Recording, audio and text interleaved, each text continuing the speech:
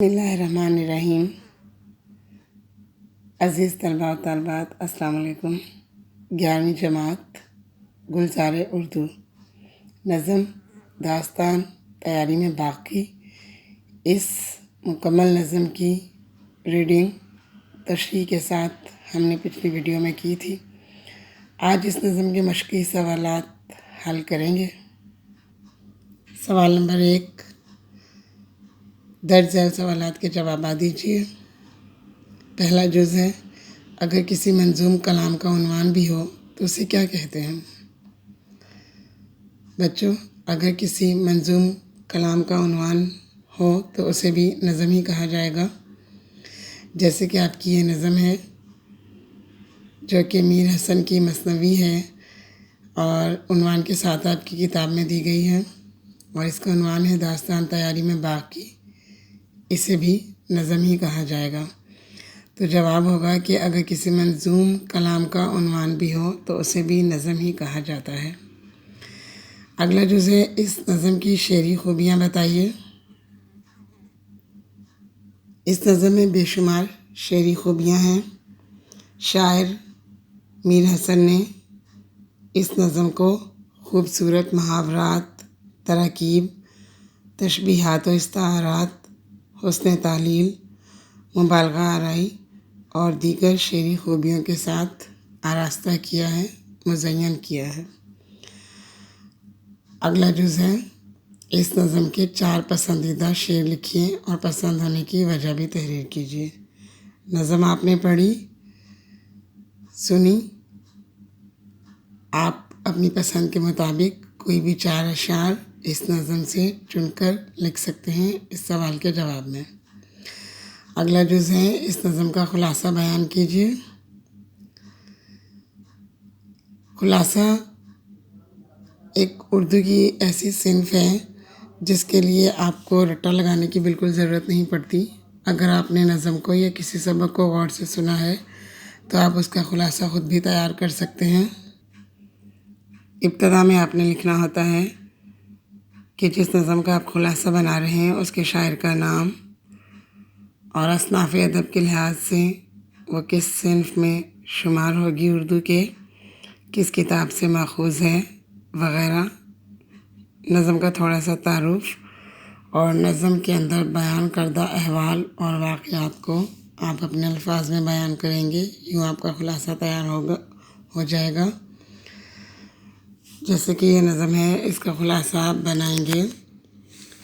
یہ نظم میر حسن کی مشہور مثنوی سحر البیان سے ماخوذ ہے، جسے اردو کی سب سے مقبول مثنوی سمجھا جاتا ہے۔ اس مثنوی میں شہزادہ بے نظیر اور شہزادی بدر منیر کی داستان کو بیان کیا گیا ہے، اور وہ داستان کیا ہے وہ میں نے آپ کو سارے پس منظر کے ساتھ پوری داستان سنا دی تھی پچھلی ویڈیو میں۔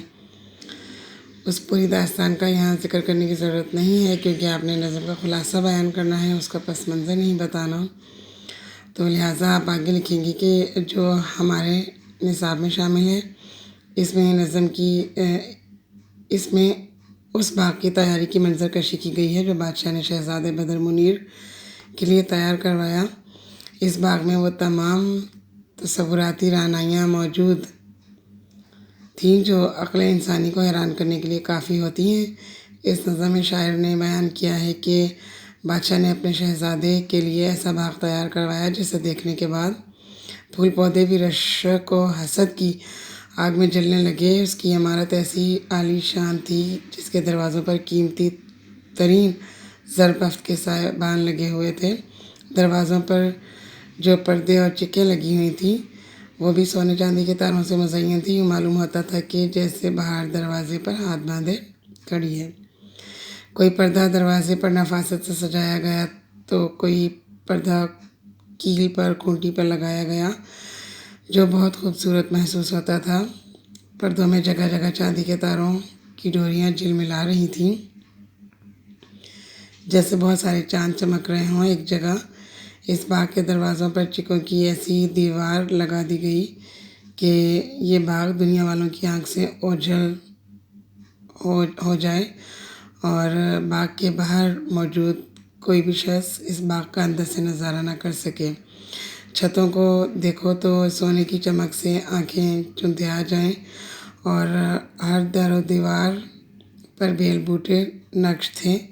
باغ کی خوبصورتی کو نمایاں کرنے کے لیے اس میں بڑے بڑے آئینے نصب کر دیے گئے تھے، جبکہ فرش پر ایسا سبز رنگ کا قیمتی مخمل بچھایا گیا تھا جسے دیکھ کر اس سے بہتر کی تلاش ختم ہو جائے اور اس سے بہتر کو پانے کی خواہش باقی نہ رہے۔ قندیلوں سے روشنی کے ساتھ خوشبو آ رہی تھی۔ باغ کے درمیان سنگ مرمر پر بہتی ہوئی نہر کا پانی اس قدر چمکدار تھا کہ ہر لہر دیوار پر پڑتی دکھائی دیتی تھی۔ دیواروں پر خوبصورت پھلدار درخت لگے ہوئے تھے۔ باغ کا دامن رنگا رنگ پھولوں جیسے یاسمین، نرگس، چنبیلی، موتیا، موگرا، جعفری، گیندا اور رائے بیل غرض ہر طرح کے پھولوں سے بھرا ہوا تھا۔ ان کے درمیان نسرین اور نسترن کے زرد پھول سارے باغ کو زعفرانی کر رہے تھے۔ پھولوں اور نہر کے درمیان خوبصورت پرندوں کی چہچہاہٹ پانی کے شور کے ساتھ مل کر ایک دلکش منظر پیش کر رہی تھی۔ اگلا سوال ہے، اس نظم کے 13ویں شعر کی تشریح کیجیے۔ اور اس نظم کا 13واں شعر ہے، چمن سے بھرا باغ، گل سے چمن، کہیں نرگس اور گل کہیں یاسمین۔ یہ اس نظم کا 13واں شعر ہے اور اس کی تشریح میں نے آپ کے لیے تیار کی ہے۔ آپ پہلے شاعر کا مختصر تعارف لکھیں گے حوالہ شاعر کی ہیڈنگ لگا کر، جو کہ میں نے آپ کو پچھلی ویڈیو میں بتا دیا تھا۔ وہی حوالہ آپ نے لکھنا ہے، وہی تعارف لکھنا ہے، اور اس کے بعد یہ تشریح میں نے بنائی ہے۔ تشریح کی ہیڈنگ لگا کر آپ لکھیں گے، یہ شعر میر حسن کی مثنوی کا ہے، جو انہوں نے شہزادہ بے نظیر اور شہزادی بدر منیر کے عشق کی داستان کے پس منظر میں لکھی۔ اس شعر میں شاعر نے اس باغ کی خوبصورتی کا نقشہ کھینچا ہے جو شہزادہ بے نظیر کے لیے اس کے والد نے بنوایا تھا۔ شاعر کہتا ہے کہ باغ کی خوبصورتی کے لیے بے تحاشا پھول لگائے گئے تھے اور سارا باغ پھولوں سے بھرا ہوا تھا۔ ان پھولوں میں ہر قسم کے خوبصورت اور خوشبودار پھول تھے۔ نرگس اور چنبیلی کے پھولوں نے خاص طور پر باغ کے حسن کو چار چاند لگا دیے تھے۔ یہ شعر نمبر 13 کی تشریح ہو گئی۔ اس کے بعد اگلا سوال ہے، درست جواب پر نشان لگانا ہے آپ نے۔ اور پہلا پوائنٹ ہے، دیا شاہ نے ترتیب ایک خانہ باغ، ہوا رشک سے جس کے لالے کو داغ۔ اس مثنوی کا پہلا شعر ہے۔ آپ نے بتانا ہے کہ اس شعر میں کون سی صنعت استعمال ہوئی ہے، مبالغہ، تکرار، تلمیح یا حسن تعلیل۔ تو اس شعر میں حسن تعلیل کو استعمال کیا گیا ہے، آپ کا آنسر ہوگا حسن تعلیل۔ اس کے بعد ہے، نظم داستان تیاری میں باغ کی ہویت کے لحاظ سے کیا ہے؟ بہت مرتبہ میں نے ذکر کیا پچھلی ویڈیو میں بھی کہ یہ نظم ہویت کے لحاظ سے، اردو قواعد کے لحاظ سے اور صنف کے لحاظ سے یہ نظم مثنوی ہے۔ مثنوی کہا جاتا ہے ایسی نظم کو جو دو مصرعوں پر مشتمل، جس کے اشعار ہوں، یعنی اس میں کوئی بند نہیں ہوتا، لیکن مثنوی کے تمام اشعار جو ہوتے ہیں وہ ہم قافیہ ہوتے ہیں، لیکن قافیہ مختلف ہو سکتا ہے، مگر دونوں مصرعوں میں قافیہ ہونا موجود ضروری ہوتا ہے، اسے مثنوی کہا جاتا ہے۔ جیسے کہ یہ نظم ہے، داستان تیاری میں باغ کی، یہ ایک مثنوی ہے۔ شعر ہے، دیے چار سو آئینے جو لگا، گیا چوگنا لطف اس میں سما۔ یہ کون سی صنعت ہے؟ تو اسی نظم کا شعر ہے یہ، جو کہ آپ نے پڑھا تھا تشریح کے ساتھ، یہ تلمیح ہے، مبالغہ ہے، تکرار ہے یا تضاد ہے؟ یہ بالکل مبالغہ ہے، کیونکہ مبالغہ سے مراد ہوتی ہے کسی بات کو بڑھا چڑھا کر اس میں خود سے کچھ شامل کر کے بیان کر دینا مبالغہ کہلاتا ہے۔ جیسے کہ شعر میں شاعر نے کہا ہے کہ باغ کے چاروں طرف جو آئینے لگا دیے گئے تھے ان سے باغ کا لطف جو ہے وہ چوگنا ہو گیا تھا۔ عام طور پر محاورتاً دگنا کہا جاتا ہے اگر کوئی چیز آپ کو ڈبل لطف دے رہی ہے، زیادہ مزہ دے رہی ہے، زیادہ حسین لگ رہی ہے تو آپ اس کے لیے دگنا کا لفظ استعمال کرتے ہیں، مگر شاعر نے یہاں پر کچھ زیادہ ہی بڑھا چڑھا کر بیان کیا اور باغ کے لطف کو چوگنا کہہ دیا۔ یوں شاعر نے اس شعر میں مبالغہ کی صنعت استعمال کی ہے۔ لفظ لخ لخے سے کیا مراد ہے؟ ستارے، اگربتیاں، الاؤ، ایک خوشبودار گھاس۔ جی بالکل، لخ لخے سے مراد ہوتی ہے کوئی خوشبودار چیز، کوئی خوشبودار مرکب، اور اس نظم میں لخ لخے سے مراد ہے خوشبودار گھاس۔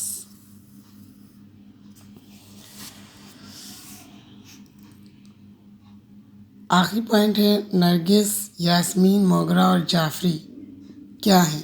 کن چیزوں کے نام ہیں؟ زیور کے نام ہیں، کپڑے کے، درخت کا نام ہے یا پھر پھولوں کے نام؟ تو یہ تمام پھولوں کے نام ہیں۔ اگلا سوال ہے سوال نمبر 4، درج ذیل الفاظ و تراکیب کے معنی بتائیے۔ پہلا لفظ ہے زربفت۔ زربفت کا مطلب ہوتا ہے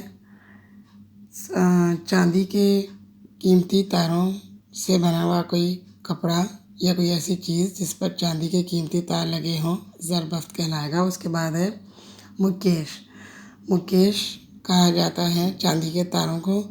عام طور پر اگر ہم مشرقی معاشرے کی بات کریں تو مکیش ایک کڑھائی کا نام ہے، امبرائڈری کا نام ہے، ایک کشیدہ کاری ہے جو خواتین کے کپڑوں پر ہوتی ہے اور یہ چاندی کے تاروں سے ہوتی ہے یا سلور کے تاروں سے ہوتی ہے، اسے مکیش کہا جاتا ہے۔ تو مکیش کا مطلب ہوگا چاندی کے تار۔ اس کے بعد ہے مشام۔ مشام کا مطلب ہوتا ہے سونگھنے کی حس، قوت، اور آسان الفاظ میں مشام کا مطلب ہے دماغ۔ اس کے بعد ہے دست بستہ۔ دست کا مطلب ہاتھ، بستہ کا مطلب باندھے ہوئے، تو اس کا مطلب ہوگا دست بستہ کا ہاتھ باندھے ہوئے۔ اس کے بعد ہے تار نظر۔ تار نظر کا مطلب ہوتا ہے نظر اٹکنا۔ گلکاری۔ گلکاری کا مطلب ہوتا ہے نقش و نگار یا بیل بوٹے بنانا، پھول بنانا۔ خانہ باغ کہا جاتا ہے جیسے کہ اس نظم کے پہلے شعر میں شاعر نے کہا ہے کہ دیا شاہ نے ترتیب ایک خانہ باغ۔ تو خانہ باغ ایک ایسا باغ ہوتا ہے جو چار دیواری کے اندر بنایا گیا ہو، جس کے ارد گرد چار دیواری موجود ہو، اسے خانہ باغ کہا جاتا ہے۔ طلبہ طالبات، امید کرتی ہوں آپ کو نظم کی مشق سمجھ میں آ گئی ہوگی۔ اسی کے ساتھ اگلی ویڈیو تک کے لیے اجازت۔ اگر آپ چینل پر نئے ہیں اور آپ نے چینل کو سبسکرائب نہیں کیا ہے تو چینل کو سبسکرائب کر لیں تاکہ آنے والی تمام ویڈیوز آپ کو بر وقت ملتی رہیں۔ اپنا بہت سا خیال رکھیے گا اور دعا میں مجھے بھی یاد رکھیے گا۔ اللہ حافظ۔